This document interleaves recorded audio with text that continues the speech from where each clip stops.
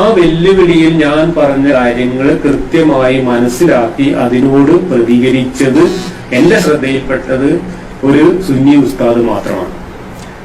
അദ്ദേഹം അതിലെ കാര്യങ്ങൾ മനസ്സിലാക്കി. അതിൽ ഞാൻ പറഞ്ഞു, അങ്ങനെ പഴയത് നിങ്ങൾ 10-25 കൊല്ലമായിട്ട് പറഞ്ഞുകൊണ്ടിരിക്കുന്ന കാര്യങ്ങളൊന്നും കൊണ്ടുവരണ്ട, അതെല്ലാം ഞാൻ മറുപടി പറഞ്ഞു കഴിഞ്ഞതാണ്, പുതിയത് എന്തെങ്കിലും ഉണ്ടെങ്കിൽ കൊണ്ടുവരും എന്നും കൂടെ ഞാൻ പറഞ്ഞിരുന്നു.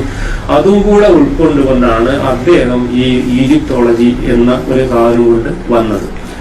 അദ്ദേഹത്തിന്റെ ഈജിപ്തോളജി ഞാൻ മറുപടി പറയാനുള്ള കാരണം അതാണ്. കാരണം ഞാൻ ഉന്നയിച്ച വെല്ലുവിളിയെ അതിന്റെ അർത്ഥത്തിൽ സ്വീകരിച്ചുകൊണ്ട് അതിനോട് പ്രതികരിച്ചത് ഈ ഉസ്താദ് മാത്രമാണ് എന്നതുകൊണ്ടാണ് ഞാൻ ആ ഉസ്താദിന്റെ ആ ഒരു വീഡിയോയ്ക്ക് മറുപടി പറയാൻ ശ്രമിച്ചത്.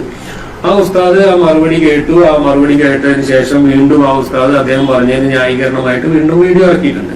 എനിക്ക് അദ്ദേഹത്തോട് ബഹുമാനമുണ്ട്. കാരണം അദ്ദേഹം ഈ റഫീഖ് സലഫി ചെയ്തതുപോലുള്ള കള്ളത്തരം ചെയ്തില്ല. അതുകൊണ്ട് കുറെ കൂടി സത്യസന്ധത പുലർത്തിക്കൊണ്ടാണ് അദ്ദേഹം പ്രതികരിച്ചത് എന്നുകൊണ്ട് ആ ഉസ്താദിനോട് എനിക്ക് ആദരവുണ്ട്.